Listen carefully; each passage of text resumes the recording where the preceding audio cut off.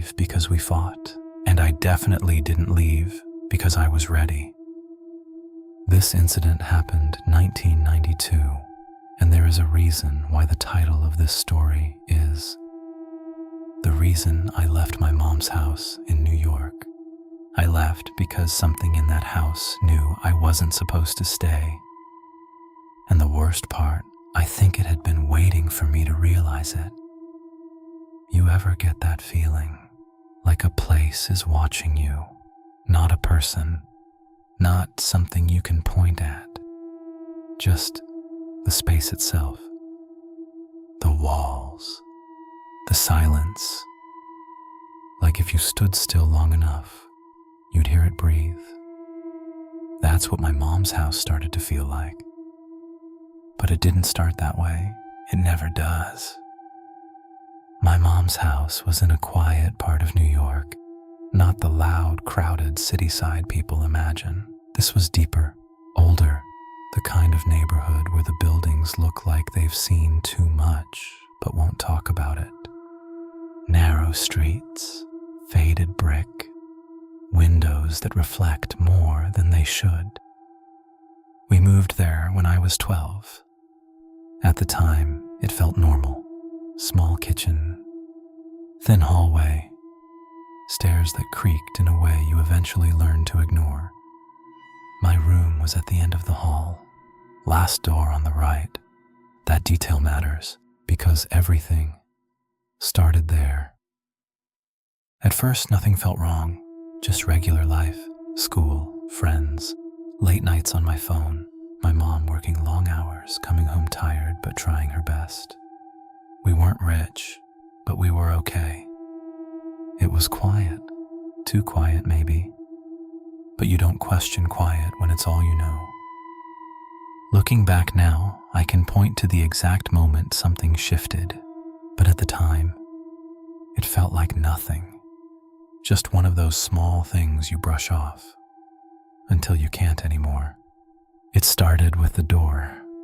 My bedroom door. It didn't used to close all the way. You had to push it hard to hear the click, so most nights I didn't bother.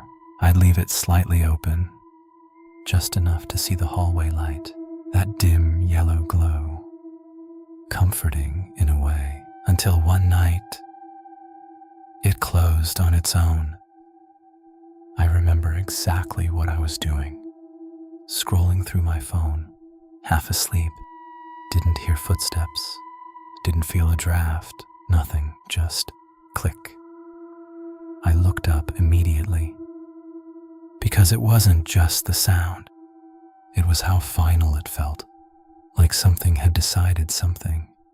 I sat there for a second, waiting, listening, nothing, no movement outside, no voice from my mom, just silence pressing against the door. So I got up, walked over, opened it. The hallway light was still on. Same as always. Everything looked normal, and that's what made it worse. I checked on my mom. She was asleep, TV still on low volume. Didn't even stir when I walked in. I told myself it was nothing. Maybe I didn't push the door properly earlier. Maybe it just settled. Houses make noises. Everyone says that. But something about that click stayed in my head because it didn't sound like a door closing. It sounded like it locking me in. After that, small things started happening. Not enough to panic, just enough to notice. Like my stuff being slightly moved, not gone, not rearranged, just off. My phone wouldn't be where I left it. My chair angled differently. My closet door open when I was sure I closed it. At first, I thought it was my mom, but she barely came into my room. And when I asked her, she just laughed, said I was imagining things. That word stuck, imagining, because once someone says that to you, you start questioning everything. So I tested it. One night before bed, I lined things up perfectly. My desk, my shoes, even a pen placed exactly at the edge. memorized it, took a picture on my phone, just to be sure when I woke up. The pen was gone, not moved, gone. I checked everywhere, under the bed, behind the desk, even the hallway. Nothing. Then later that day, I found it inside my closet, standing upright, balanced against the wall. And that's when the feeling started. That something wasn't just happening randomly. Something was interacting. You don't notice silence until it changes.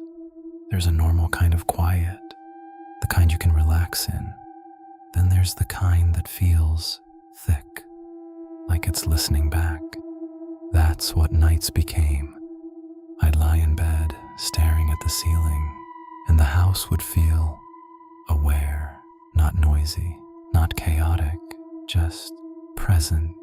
Then came the sounds, not loud, not obvious, just small enough to make you doubt yourself. A soft tap from the hallway, then another, closer. Sometimes it sounded like footsteps, but not walking, more like shifting weight, slow, careful.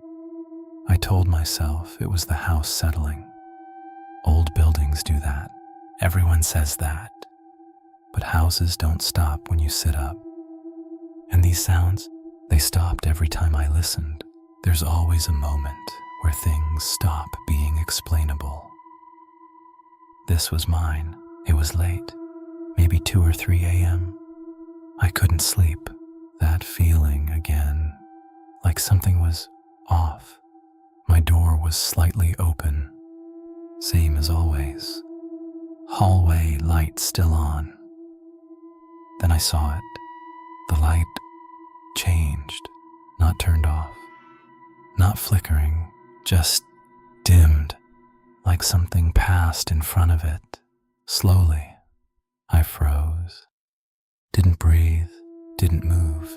Then it happened again. A shadow, but not shaped like a person. Not fully. Too tall, too stretched, like it didn't belong to anything real. It didn't walk past my door. It paused right in front of it. And for a second, I knew. It knew I was watching. Then the light went back to normal, and everything was silent again. But something had changed, because after that night, the house stopped pretending. I didn't tell my mom, not yet, because saying it out loud would make it real. But I started noticing patterns. The sounds only happened when I was alone. The movement only happened in my room. The shadow only came when I was awake. It wasn't random. It wasn't the house. It was focused on me. And that's when the thought hit me, the one I couldn't shake. You can only lie to yourself for so long before your body refuses to cooperate. Sleep became short, shallow, like my brain didn't trust the dark anymore. And that's when I noticed something new. It wasn't just happening around me anymore. It was reacting. The first time I tested it, I didn't even mean to. I was lying in bed, staring at the door, waiting, because now I expected something, and I whispered, barely even a sound. Hello. I don't know why I said it. Maybe I wanted to prove there was nothing there. Maybe I wanted to prove there was. At first, nothing happened, just the same silence. Then, tap from the hallway. I froze. My chest tightened so hard it hurt. I stayed quiet, didn't move. Then I whispered again. Did you hear me? This time, the response came faster. Tap, tap, 2. Not random, not settling, not pipes. It was answering. That's when the fear changed. Because before, I thought I was imagining things. Now, I knew I wasn't alone after that. I stopped speaking at night, completely. I didn't test it again, didn't call out, didn't react, because something about the way it answered felt too aware, but it didn't stop. If anything, it got worse. The sounds started happening earlier, not just late at night anymore, even in the evening, sometimes while my mom was in the house. But here's the part that messed with me the most. It never happened when she was looking. I'd hear something, a shift, a faint movement. Then I'd ask her, "Did you hear that?" And she'd look at me like I was joking. Hear what? Every time, it was like whatever this thing was knew exactly when it could move and when it had to stay still, like it understood us. At first, I thought I was the only one affected, but then I started noticing my mom. She wasn't the same. Small things, easy to ignore if you weren't paying attention. She'd forget conversations we just had, repeat questions, leave things in strange places. At first, I blamed stress. She worked a lot, came home exhausted. That made sense. But then came the night that didn't. I woke up around 1 a.m., not because of a sound, just suddenly awake. And I heard something in the hallway. Not tapping, not footsteps, breathing, slow, heavy, not mine. I sat up slowly, every part of me telling me not to move. But I did, and I looked toward the door. It was open wider than I left it. And in the hallway, I saw her, my mom, standing there, but something was wrong. She wasn't moving, not swaying, not shifting, just standing, facing my door, in the dark. "Mom," I said, no response. "Mom, what are you doing?" She didn't answer, didn't react. She just stood there, breathing, then slowly, her head tilted, not like a normal movement, not natural, too far, too slow. And that's when I felt it. That same feeling, the one I had the night of the shadow. Like I wasn't looking at her. Like something else was looking at me, through her. Then suddenly, she blinked, and it was like everything snapped back. "Oh, you're awake?" she said, normal voice. I didn't respond. I couldn't. She just turned and walked back to her room, like nothing happened, and the hallway went quiet again. After that night, I stopped trusting what I saw, because now there were two possibilities, and both were bad. Either my mom was sleepwalking, or something else was using her, and I didn't know which was worse. That's when I started noticing the shadow again, but clearer, closer, not just passing by anymore. It would linger, sometimes right outside my door, sometimes further down the hall, and once I saw it inside my room, just for a second, near the closet, tall, still, watching, then gone. No sound, no movement, just gone. I checked the closet immediately, nothing inside, but something felt wrong, like the space itself had changed, like it had just been occupied. I stopped opening my closet after that, not completely, just less, quickly, avoiding looking too deep inside, because that feeling that something might be there never went away, until one night it forced me to look. I woke up to a sound, soft, scraping, coming from the closet, slow, deliberate, like something inside was moving. I stayed still, didn't breathe. The sound stopped. Then, knock from inside the closet, 3 times, Not loud, but clear. My chest felt like it was collapsing. I wanted to run, scream, call my mom, but I couldn't move. Then it happened. The closet door shifted, just slightly, like something on the inside had leaned against it. And in that moment, I understood something. This wasn't just in the house. It had a place, a point, and somehow that place was connected to my room. After the closet, everything escalated. No more subtlety, no more guessing. It started appearing more often, closer. Sometimes I'd catch movement in the corner of my eye. And when I turned, it wouldn't disappear immediately.